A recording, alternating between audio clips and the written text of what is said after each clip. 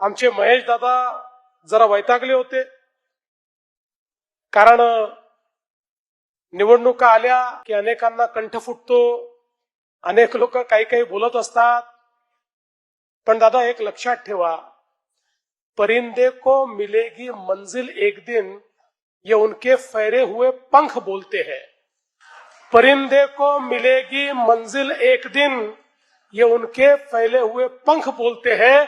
और वही लोग रहते हैं खामोश अक्सर, जमाने में जिनके हुनर बोलते हैं.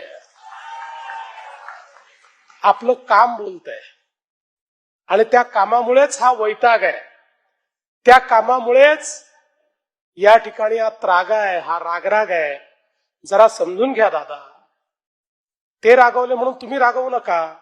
तुम्ही काम केलं, तुम्ही फक्त काम सांगा. समोरच्या लोकांना सांगायला काम नाही. त्यांना अनेक प्रश्न विचारले जातात, त्या प्रश्नाची द्यायला उत्तरं नाहीत.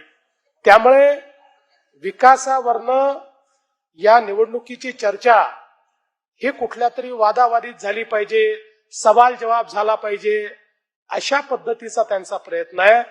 त्यामुळे इतकं मोठं काम या पिंपरी चिंचवडमध्ये आपण केलंय की मला असं वाटतं की नुसतं ते काम आपण जर या ठिकाणी सांगितलं तरी देखील कोणालाही उत्तर देण्याची वेळ ही या ठिकाणी आपल्याला येणार नाही.